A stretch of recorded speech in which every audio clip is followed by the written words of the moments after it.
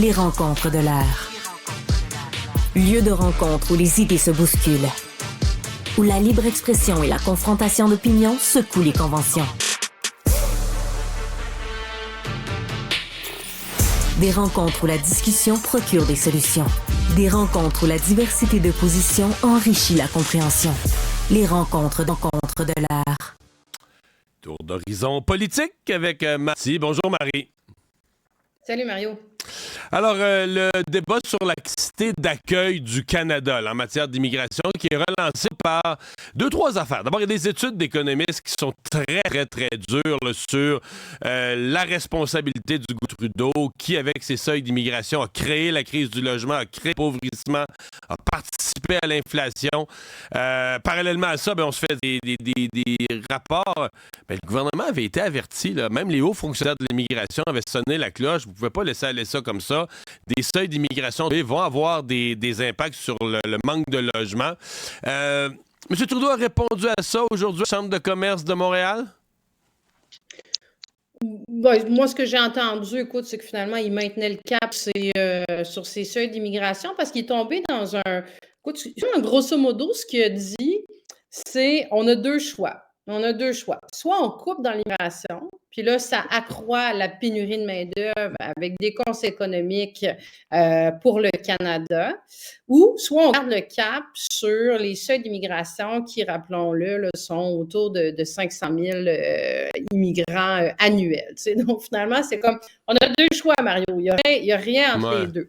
Donc, tu sais, puis quand on regarde, donc en 2023, c'est 1,2 million de nouvelles personnes là, qui sont entrées au Canada. C'est à peu près autant l'année d'avant. Je pense que l'enjeu de pénurie de main-d'œuvre, tu sauras me dire si tu es d'accord avec moi ou pas, mais il ne s'est pas amoindri beaucoup. Là. Je ne sais pas à quel point c'est 100% la solution parce que ça crée des besoins supplémentaires au fur et à mesure que tu ajoutes du monde. Il mange, il faut qu'il soit soigné, on a besoin. Tu sais, on dit à Montréal, on ouvre à tous les 2 semaines, on ouvre des nouvelles classes. Tu sais, le manque d'enseignants, là, moi je me suis dit qu'à tous les 2 semaines, il faut ouvrir des nouveaux groupes là, pour les réfugiés. Ben, c'est sûr, il faut éduquer des nouveaux enfants qui arrivent chez nous, il faut les éduquer. Mais en même temps, ça nous donne un défi sur la personne qui dirige la commission scolaire de Montréal, le centre de services scolaires de Montréal, versus celui qui fait le même travail au Saguenay-Lac-Saint-Jean ou à Rivière-du-Loup. C'est-à-dire qu'à Montréal, c'est tout un casse-tête. Ça veut dire que tu ouvres des groupes tout le temps, tous les 2 semaines, faut que tu partes des nouveaux groupes et tu trouves des nouveaux profs, ça n'arrête jamais, cette roue tourne. Ben, il faut que tu trouves des classes.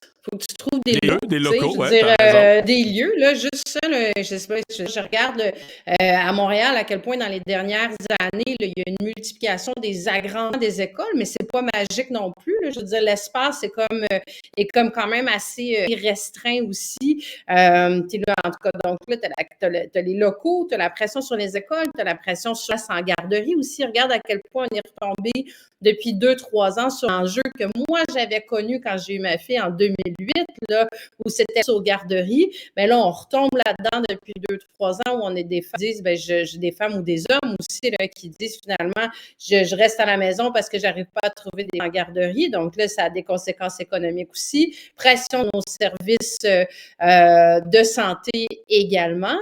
Donc, tu sais, ce qui puis là, je disais, ça revient aujourd'hui, cette discussion-là, parce qu'on en a discuté beaucoup l'été dernier, parce qu'il y avait des économistes, justement, qui avaient commencé à tirer la sonnette d'alarme en disant la vitesse à laquelle la population croît, notamment par l'arrivée d'immigration, crée vraiment des problèmes. Puis aujourd'hui, c'est la Banque nationale qui déclare que le Canada est entré dans ce qu'on appelle un état de piège démographique.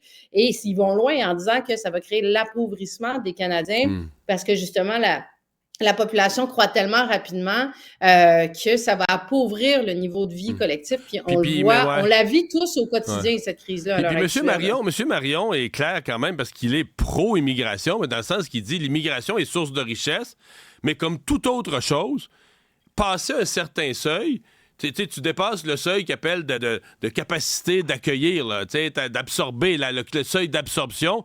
Puis là, au-delà de ça, là, tu rentres dans toutes sortes d'autres problèmes que tu viens de décrire, logement et autres. Donc, c'est là que le Canada, c'est pas que le Canada devrait pas être un pays qui accueille l'immigration, c'est un pays vieillissant, c'est un pays qui a besoin de main-d'œuvre, donc qui doit accueillir, choisir son immigration en fonction des besoins du marché du travail et en accueillir.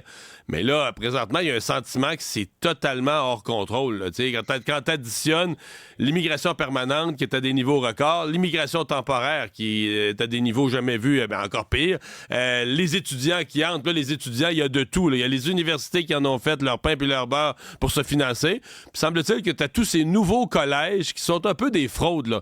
Des faux collèges qui servent à des gens à venir comme étudiants pour rester au Canada. Et quand tu reçois le portrait complet, tu te dis « monsieur, on a perdu le contrôle. » Non, puis il y a un manque évident de la planification. Tu sais, tu disais justement d'entrée de jeu, tu disais le gouvernement avait été averti, les fonctionnaires les ont avertis en disant, tu sais, c'est ça, ils ont tiré des petites sonnettes d'alarme en disant on va avoir des enjeux, là. Et là, tu as Mark Miller aujourd'hui, tu sais, justement, tu sais, ministre fédéral qui dit, ben là, il faut serrer la vis aux étudiants étrangers. Okay? Je ne sais pas pourquoi il réalise ça là, aujourd'hui, alors que c'est un enjeu qui n'est pas récent non plus. Donc là, ils essayent de trouver une voie. Puis là, à demi-mot, il dit que c'est un peu la responsabilité des provinces qui ont mal géré ça, c'est un peu la responsabilité des universités qui ont mal géré ça, que c'est un enjeu de coordination, alors qu'il y a un manque évident de planification et c'est très idéologique dans tout ce débat-là. Je pense que, tu sais, moi, ça fait plusieurs années que je dis, on sort des chiffres à droite, à gauche sur l'immigration, à qui en veut le plus. Rappelle-toi, écoute, à l'automne, là, c'était pendant la campagne électorale au provincial, c'était à qui allait dire le plus. Au Québec, là, aux 70 000 pour le Québec, basé sur rien. Là, on était sur un discours de pénurie de main-d'œuvre. Là, oups, on va dans un autre discours complètement qui concordent pas entre ce que Justin Trudeau veut. Puis là, si tu dis, ben là, il y a un enjeu justement d'arrimage, il y en a qui vont pointer du doigt en disant, ben là, vous êtes xénophobe, vous êtes anti-immigration, alors que c'est une question juste de s'assurer qu'on est capable de les obtenir. Puis là, si tu me permets une petite parenthèse, tu as Poilievre qui saute là-dedans, à pieds joints, avec son discours du gros bon sens, et je pense qu'il marque des points quand, tu sais, je veux dire, c'est pas pour rien qu'il est en avance dans les sondages, parce qu'il dit 1+1, ben, il dit, on va construire des maisons, puis quand on va avoir construit des maisons, on accueillera du monde. Mais ça, c'est tellement logique. C'est simpliste, tu me diras. Mais il a peur de parler de ça quand même. Il avance avec... Oui, il a sorti ça récemment. Il dit on va accueillir le nombre qu'on est capable de loger. Mais jusque-là, moi, je sentais que c'était un sujet... Tu sais, autant il est frondeur sur des affaires, puis il n'a pas peur d'être baveux.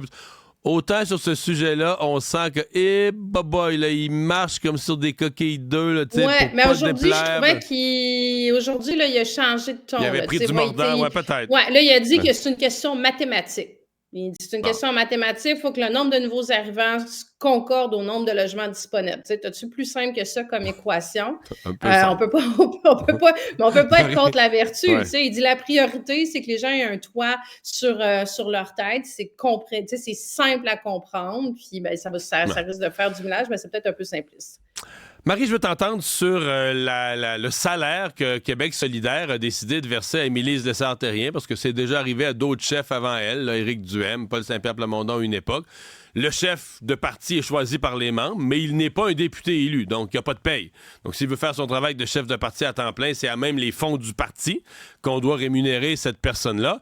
Et là, il y a un questionnement. Est-ce qu'Émilie Lessard-Terrien aurait dû, avec les fonds du parti, gagner autant que ce que gagne l'autre co-porte-parole qui, lui, est député, Gabriel Nadeau-Dubois? Qu'est-ce que t'en penses?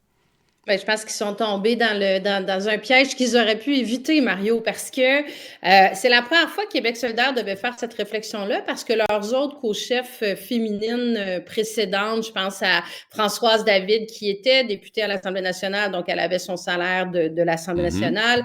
Manon Massé était dans la même situation. Donc là, c'était la première fois comme parti qu'ils ont une co-chef qui n'est pas qui a pas un salaire de l'Assemblée nationale. Alors que les autres partis, le Parti libéral du Québec, Québec s'est retrouvé dans cette situation-là avec Philippe Couillard, qui avait été nommé chef, mais qui a été élu seulement 1 an plus tard, avait donné un salaire équivalent du salaire de base d'un député. Le Parti québécois, avec Paul Saint-Pierre Plamondon, ont fait la même chose également. Puis Éric Duhaime, au Parti conservateur du Québec, la même chose. Donc, tu dis, bon, Québec solidaire, qui est de tout vent pour aller critiquer, entre autres, le gouvernement sur le fait qu'ils exploitent les femmes, puis qu'ils ne respectent pas l'équité, puis que la parité, c'est important, puis qu'ils sont toujours aux premières loges pour aller faire la morale là-dessus, probablement avec raison. Tu te dis, comment ça se fait à la première occasion où ils peuvent prêcher par l'exemple? Mais ils le font pas parce qu'ils donnent, donc, Émilie Le Sartérien qui va avoir un salaire de 82 000 là. Puis la question n'est pas sur est-ce que c'est suffisant ou pas suffisant, mais le salaire de base d'un député, rappelons-le, est de 130 000. Oui, et parce le salaire qu'il a monté de 30, là. Oui, il a monté, là. Puis attends, puis Gabriel Nadeau-Dubois, lui, il fait 177 000 Oui, parce que lui, il est chef de parti, donc c'est ça, il y a la prime pour le poste. Donc, il fait plus du double du salaire de Mme Le Sartérien. Mais je me dis, est-ce qu'ils auraient pu au moins viser le salaire de base, juste parce que ça va devenir difficile pour eux, je trouve, dans plusieurs dossiers, de prendre la parole. Puis je te fais un petit aparté, mais regarde, pendant l'élection partielle, dans Jean Talon, ils ont fait le choix de mettre de la publicité quand même sur Facebook, sur Meta, alors que les autres partis avaient décidé de prendre une trêve pour supporter les médias. Ça devient difficile pour eux d'aller faire certaines critiques dans ce dossier là, sur la crise des médias, sur les grands GAFAM de ce monde. Ben là, sur l'équité puis la parité, comment il va se lever Gabriel Nadeau-Dubois en chambre, ou Christine Labrie, qui a aussi été très dure envers le gouvernement de M. Legault. Ouais, ben, elle disait que le gouvernement exploitait les femmes, quelque chose comme ça. C'était rendu de la violence économique envers les femmes là, que de ne pas donner ce qui était demandé quasiment, par les syndicats. Ça a été... Elle l'a nommé exactement ça, violence économique envers les femmes, parce que il tardait à régler la négociation, puis que ce sont des secteurs principalement féminins au niveau de l'enseignement, puis au niveau de l'éducation, puis au niveau de la santé aussi. Mais tu sais, je sais pas, à un moment donné, il faut que tes bottines suivent tes babines. Tu sais, je veux dire, c'est sûr que François Legault, ça va être tellement facile de répondre ça en disant, ben vous savez, vous avez 2 co-chefs, vous êtes le seul parti en plus de ça qui est genré au niveau de ses chefs, puis vous n'êtes même pas capable de les rétribuer puis de les payer de la même façon. Donc, moi, je trouve qu'à un moment donné, ça fait bien des contradictions entre la parole puis le geste. Marie, merci. À demain. À demain, Mario.